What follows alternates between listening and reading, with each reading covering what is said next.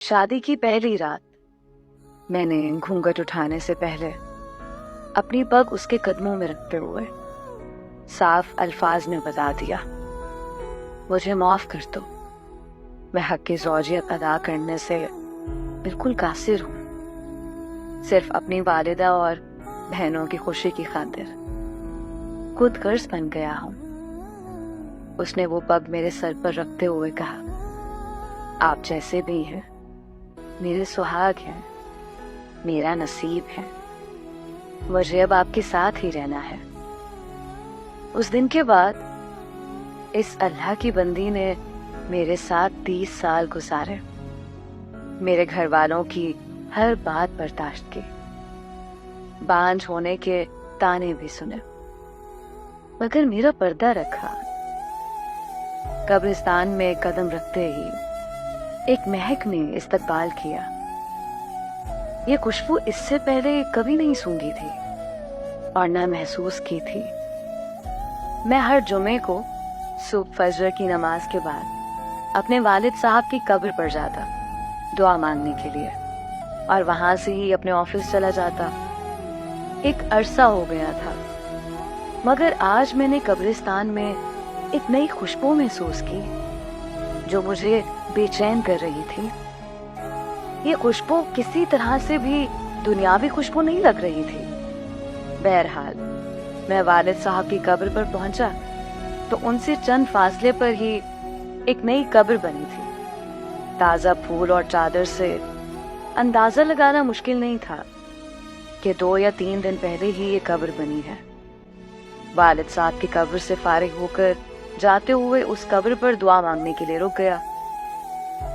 دعا کے دوران محسوس کیا خوشبو اس قبر سے آ رہی ہے۔ کنفرم کرنے کے لیے قبر کی مٹی مٹھی میں بھری تو ایک دم ٹھٹک گیا۔ قبر کی مٹی ٹھنڈی تھی، جیسے نم ہو، جبکہ مٹی بالکل خشک تھی اور کمال حد تک ٹھنڈی تھی۔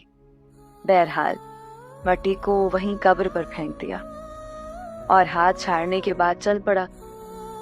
بھائی کی دکان کھولی، پہلا گاہک آیا، اس کو سامان دیا تو اس نے کہا، زمان بھائی آج خوشبو تو بہت کمال کی لگائی ہے۔ خوشبو؟ کون سی خوشبو؟ تو اس نے کہا، زمان بھائی خوشبو آپ لگاتے ہو اور پوچھتے ہم سے ہو کون سی خوشبو؟ بہت بھلے مانس آدمی ہو آپ بھی زمان بھائی۔ یہ کہتے ہوئے وہ چل پڑا۔ میں نے جب اپنے ہاتھ کو سونگھا تو وہی خوشبو میرے ہاتھ سے آ رہی تھی۔ تمام دن میں اس خوشبو کو محسوس کرتا رہا۔ ہاتھ ہونے کے باوجود بھی میرا ہاتھ معطر رہا۔ اگلے دن ہفتے کو بھی میں نہ چاہتے ہوئے قبرستان چلا گیا۔ والد صاحب کی قبر پر دعا کرنے کے بعد اس قبر پر دعا کی۔ کس کی قبر ہے یہ؟ کون ہے جو اس قدر نیک ہے، جس کی قبر ٹھنڈی اور خوشبودار ہے؟ ایسا کون سا عمل کر دیا کہ اتنا بڑا انعام پا لیا؟ اس بات نے مجھے بے چین سا کر دیا۔ گورکن سے اس قبر کے متعلق پوچھا تو اس نے بتایا کہ خاتون کی قبر ہے۔ یہ جان کر اور بھی حیرت ہوئی کہ عورت کو اس قدر شاندار مقام کیسے ملا۔ اگلے دن اتوار، دیر تک سونے کی عادت ہونے کے باوجود صبح فجر کی نماز کے وقت اٹھ کھڑا ہوا اور قبرستان روانہ ہو گیا۔ قبرستان میں داخل ہوا تو کیا دیکھتا ہوں، اسی خاتون کی قبر پر ایک پاریش آدمی دعا کر رہے ہیں۔ میں والد صاحب کی قبر پر دعا کرنے لگا۔ دعا کے بعد میں نے اس آدمی کی طرف دیکھا جو ابھی دعا مانگ رہا تھا۔ جیسے ہی وہ دعا سے فارغ ہوا تو باہر کی جانب چل پڑا۔ اس کو جاتے دیکھ کر میں بھی اس کے پیچھے ہو لیا۔ جیسے ہی وہ دروازے سے باہر نکلا میں نے آواز دے دی، سر بات سنیں 1 منٹ پلیز۔ جی فرمائیں۔ سر میں معذرت چاہتا ہوں، میں نے آپ کو تکلیف دی، مگر میں آپ سے ایک بات پوچھنا چاہتا ہوں، اگر آپ اجازت دیں تو۔ جی آپ پوچھیں، کیا بات ہے؟ انتہائی محبت سے اس شخص نے جواب دیا۔ شکریہ سر، جزاک اللہ۔ میں دراصل جاننا چاہ رہا تھا یہ کن کی قبر ہے جہاں آپ دعا کر رہے تھے؟ اگر آپ مناسب سمجھے تو بتا دیجیے۔ یہ آپ کیوں پوچھ رہے ہیں؟ اس نے سوال کیا۔ دراصل اس قبر سے آنے والی خوشبو نے مجھے بے چین کر دیا ہے۔ ایسی خوشبو میں نے آج تک نہیں محسوس کی۔ مجھے یہ دنیاوی خوشبو نہیں لگتی۔ میں جاننا چاہ رہا تھا کہ صاحب قبر نے ایسا کون سا عمل کیا ہے کہ یہ مقام ملا، یہ قبر ٹھنڈی اور خوشبودار ہو گئی۔ یہ سن کر اس شخص نے ٹھنڈی آہ بھری اور کہا، قبر ٹھنڈی اور خوشبودار کیوں نہ ہو، اس نے اللہ تعالیٰ کو راضی ہی ایسا کیا ہے۔ جی میں یہی جاننا چاہ رہا تھا کہ ایسا کون سا عمل ہے جس سے یہ سعادت نصیب ہوئی۔ تو اس نے بتایا کہ یہ میری زوجہ کی قبر ہے۔ 23 سال ہماری رفاقت رہی۔ میں 4 بہنوں کا اکلوتا بھائی ہوں۔ میری بہنوں اور ماں کو میرا چہرہ دیکھنے کا بے حد شوق تھا۔